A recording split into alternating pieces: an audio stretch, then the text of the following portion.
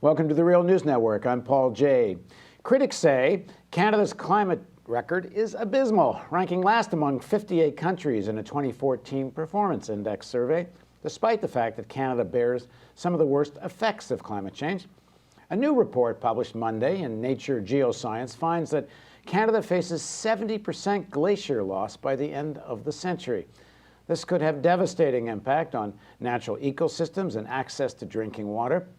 Next week, on April 14th, Canada's provincial premiers are meeting in Quebec City for the first Ministers' Conference. They will discuss energy and the environment, which may result in a possible national energy strategy. A large coalition of environmental organizations and activists have called for a National Day of Action this Saturday, April 11th, with events taking place across the country. Thousands are expected at the Act on Climate March in Quebec City to demand the Premier's act on climate change and stop building pipelines to transport the tar sands from Alberta. Well, now joining us to discuss all of this, first of all, is Keith Stewart. Keith leads Greenpeace Canada's climate and energy campaign and is also a part-time faculty member at the University of Toronto, where he teaches a course on energy policy and the environment.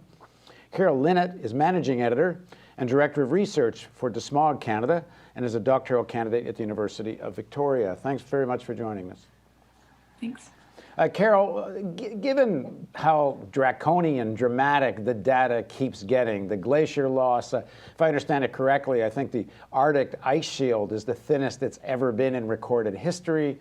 We're getting temperature readings that are the hottest in recorded history. Why do you think Canadians aren't demanding more action on climate change? And why is the Harper government, which seems barely to believe in the science of climate change, able to ignore all of this? Well, I think the Harper government is less and less able to ignore this issue. And I think we're going to really see that on Saturday as, projected maybe even 10,000 people come out to the Act on Climate March in Quebec City. Traditionally, we have been at something of an impasse politically when it comes to climate. The fact that our federal government isn't acting on climate isn't always exactly representative of what Canadians themselves want, but there's certainly been some disconnect between what Canadians want and what we see our politicians doing. And in previous polling in previous years, we've seen some really low levels of faith or trust in politicians and our federal leaders to actually do what Canadians feel is necessary to actually be serious about climate change. The most recent polling that I've seen come out from the Canadian Climate Action Network just this past week shows that the majority of Canadians across the political spectrum actually feel climate change is extremely important. They believe it's a moral imperative. They believe federal leaders have a duty and an obligation to act. And probably what is most sort of at the crux of the issue for Canadians, they believe that acting on climate is more important than expanding our major petroleum reserves and building pipelines. When it comes to expanding our oil development and natural gas and building pipelines, I think we're seeing something of a catalyst for a lot of climate activists in the country. People who have proposed pipelines, perhaps coming into their communities, are finding themselves looking at climate change as an issue that actually has really, really critical bearing for where they live and their daily lives in ways that they have. Keith, is there a difference amongst any of the premiers? Is there any more activity happening at the provincial level? And is there any conflict or contradictions between any of the premiers and the federal government on climate change policy? Yeah, well, we have this really interesting dynamic in Canada that I've tried to explain to my international colleagues within Greenpeace, and they think I'm crazy because I talk about how we're developing a national energy strategy in Canada, but the federal government isn't actually involved in the discussions. They won't come to the meetings. So it's being developed by the provinces. And this actually idea originally came out of Alberta. It was proposed by Alberta because they basically wanted to have a national pipeline strategy. This got some pushback from other provinces, particularly Ontario and Quebec, who said, well, if we're going to talk about energy, then we should talk about all forms of energy, not just oil. And we should also talk about climate change because our energy plan is actually our climate plan. They're one and the same. Where we get our energy from, how we use it, that's going to basically define what our climate impact is. So we've seen in Canada, there's been this battle the last few years amongst the provinces. It's kind of a friendly thing. There's discussion ongoing, but last year, Ontario and Quebec really put their foots down together, and they jointly, said, okay, look, we want to go ahead with a national energy strategy. We're not going to do it unless climate is part of that discussion. And they called a special meeting that's happening next Tuesday, a meeting on climate change. How does this fit into the national energy strategy? Bringing together all the provincial premiers. So that's one of the reasons there's this big rally on the weekend. It's to sort of send a message to the premiers that if you guys are willing to stand up to big oil, we're here for you. We want this kind of action. We're going to have people out in the streets. But Harper is not attending. The Prime Minister is not attending. No, the federal government won't come. They haven't come to any of these meetings. They really don't even like the idea. I think because they knew that climate would become part of this discussion, and they really just want to talk about pipelines. They're all about how can we build pipelines. They changed almost every environmental law at the federal level in Canada to make it easier to build pipelines. This just created a backlash because when people see their government basically acting as a cheerleader for industry rather than as kind of a referee amongst competing interests, which is what I think most people expect, then they lose faith in the process. And so, the National Energy Board now can put out a verdict like they did in the case of the Northern Gateway Pipeline in British Columbia, saying, okay, you can go ahead and build this, and the company can't build it because they just don't have any kind of social license, any popular support. We're seeing the same thing on every pipeline in the country. And I think the pipeline battles have really catalyzed this discussion because it's a very concrete thing. If we build this pipeline, it means we're expanding the tar sands. It means we're contributing to climate change. And have any of there or somewhere else? Have any of the premiers, Carol, come out against on the pipeline issue, about expanding pipelines? We've seen some really interesting dynamics in the provinces and also these interdynamics between the premiers themselves. Recently with the Energy East pipeline, there was some discussion in Ontario that the greenhouse gas emissions associated with the pipeline, not just the pipeline itself, but what the fuel source that it was actually reaching into would be considered for the province in terms of its standing on the pipeline. About a week later, you see the Premier of Alberta traveling to Ontario, and then Ontario is gently backtracking on that position. So these interdynamics are really interesting, and there's such dissonance among the provinces that it's going to be really interesting to see what comes out of these meetings. But despite that dissonance, it's really encouraging to see them get together to actually talk about these issues. That's something that we just don't have happening at the federal level at all. So people are really relying on these subnational conversations to get things moving. Now, Keith, there's been some suggestion, I understand, from Quebec, perhaps some of the other premiers, about a cap and trade scheme. Which sounds like it's something that's better than nothing, except there's been a lot of critique of cap and trade, that it's really just a financialization of the problem and doesn't really lead to overall really lower carbon emissions. I mean, is that, if they're going to do something, and if that's the something, is that really something? So, we have in Canada, British Columbia actually has a carbon tax that covers any fossil fuel that is burnt in the province at $30 a ton, which is, by international standards, pretty good. Obviously, a lot more needs to happen there, but they've actually got a good base. Quebec but that's carbon tax. Is that other premiers talking carbon tax, or is it more cap and trade? So other premiers are putting a price on carbon. So Quebec is doing it through cap and trade jointly with California. Ontario has committed to introducing some kind of a price on carbon. It probably will be cap and trade. And cap and trade, basically, the devil's in the details. If you do it well, it can be effective. If you let the polluters build in all sorts of loopholes, it will be ineffective. Well, it seems like if you can confine it to, like, California, then they can actually regulate and keep control of that. The trade actually is a meaningful trade. It seems when cap and trade is international, it's virtually really uncontrollable, and most of it is smoke and mirrors. Yeah, so for instance, what Greenpeace has said is, we don't want to see any offsets in this system where you can buy credits somewhere else to sort of not have to reduce at home, because that's one of the big loopholes, because how do you verify whether those reductions kind of wouldn't have happened otherwise, or were they real?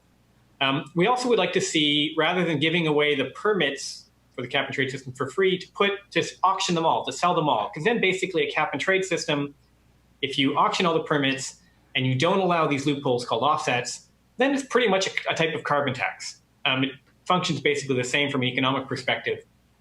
So, we'll wait to see the details, but putting a price on carbon is a part of the solution. It's not going to solve all the problems, but it's a big part of the solution because it builds it into the polluters are having to pay. And, that will get passed on to consumers. It will make highly polluting products more expensive. It will make, and in particular, makes them more expensive relative to less polluting products. So, but Carol, the IPCC is saying 80% of the fossil fuels that are in the ground need to stay in the ground, or we're going to hit temperatures that are going to be, catastrophic. I mean, take that meaning 80% of the tar sands needs to stay in the ground. That's you would think unacceptable to large sections of the Canadian political elite and lots of ordinary people whose incomes are connected to the oil industry. Yeah, presumably that will be the case. One of the things that we need to do is, as Keith said, making it more expensive to produce this carbon in the first place is one step in the right direction. Canada certainly needs to take other steps in the right direction, like putting regulations on greenhouse gas emissions from the oil and gas sector. This is something that our Prime Minister, Stephen Harper, said would be crazy to do and that no one else is doing anywhere else, which isn't at all the case. So I think it's going to be a blend of things that will eventually lead to slowing down the pace and scale of production in the Alberta oil sands. I mean, it's running off the rails at this point, and that's because there are no limits in place to actually rein it in, and that's what we need to see happen. So I feel like carbon tax, cap and trade, all of these schemes have a role to play in that. Keith, how much power do the provinces actually have? I mean, can they create a national energy strategy without the Prime Minister? Well, the Canadian Constitution is an odd thing. It was designed in 1867 when no one imagined that there would be a problem called climate change. And actually, most of the legal powers to control the polluting industries is actually in the hands of the provinces. So, what I would say is, we need a federal government to actually, help them come together, build a plan that's going to work overall, and avoid having some provinces, skip out on their responsibilities. But a lot of the legal authority is with the provinces, and they're going to have to take action because they control the electricity sector, they control mining. But the feds also have a role. Greenpeace today actually put out a report in advance of the meeting next week, where we just crunched the numbers from Environment Canada data and sort of showed that the biggest single thing we could do to make sure Canada meets its carbon taxes is to say no to pipelines, not build new pipelines, because when you build new pipelines, you expand the tar sands. And right now, Alberta has emissions. Alberta, 11% of the population, has emissions that are higher than Ontario and Quebec, which are the two largest provinces. According to Environment Canada's current projections, by 2020, Alberta will have emissions higher than Alberta, Quebec, and BC, which holds 75% of the Canadian population. So until we do something about the tar sands, which is what's driving that increase, to hold back that growth, because to do that, you need the federal government, because there's no way the other provinces can impose that on Alberta. I mean, even if they say But they can say no to the pipelines. Well, they can say no to the pipelines going east or west. They can't say much to a pipeline going south. Yeah, they've tried that pipeline going south, and it's been 8 years that we've managed to hold it up, and I think it's going to get canceled this year. So, they can tweak some of the southern pipelines, but when you look at the growth projections that they have, which is to triple the production, this isn't like a little bit of growth. They don't need one pipeline or two pipelines or three. They need, all 5 pipelines currently proposed and more, if they're going to grow the industry the way the government thinks they will, the way the industry thinks they will, and the way that the government has actually already handed out the permits to allow them to do. So right now, you think it's possible you could have a British Columbia say, no, you can't put your pipeline and get to a port in Vancouver, or Ontario will say you can't get your pipeline entering our province. I mean, is that really a possibility? Yes. If you look at the politics in BC, BC has put 5 conditions on allowing any pipeline to go through. And basically those conditions can be interpreted politically to mean they can say yes or no. And they're basically looking at public opinion. And what they've said so far is no, because the public in BC is firmly against. Similarly in Quebec, where you'd have to build 1,000 kilometers of new pipeline for Energy East, there's only 30% support for this pipeline in Quebec. The Quebec government's looking at that and saying, why would we, take a big political hit for Alberta? And also for Quebec, they get all the risk of oil spills, the conflict that's going to come around the pipeline. They don't actually get any of the economic benefits. So this is why it's so fascinating having this meeting between the provinces, because the other provinces actually, hold a lot of cards vis-a-vis Alberta, and they've been saying to Alberta, okay, you got to come to the table with something significant if you want us to actually have a kind of a national energy strategy. And what we've been saying is, there's no room in any kind of climate strategy for new pipelines. Let's talk about how we're going to make the investments in the alternatives. We know we're not going to, we're not going to get off oil tomorrow. We're not going to shut down the tar sands tomorrow. But for God's sakes, we can stop making them bigger. And just one quickly, just to finish off, Carol, the price of oil right now, is that taking some of the interest out of new pipelines in terms of investment interest in expanding anything to do with the tar sands? I mean, I would think at the current levels of oil prices, tar sands oil's not all that attractive to investors anyway.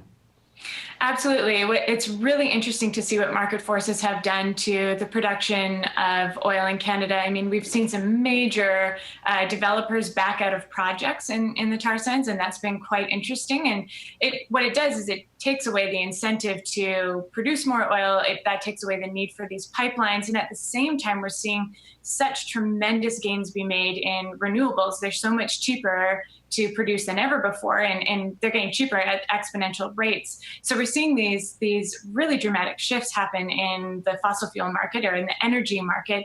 And I think that is going to be a critical part of changing the tide, along with this lack of social license, concern about climate change, international pressure to regulate emissions. I think all of these things are happening in tandem, and Canadians are getting more serious about leveraging their power when and where they can, even if the federal government is stubborn on these issues. Okay, well, thank you both for joining us. We'll see what happens at the protests on the 11th and the Premier's meeting on the 14th. Thank you. Thank you. And thank you for joining us on the Real News Network.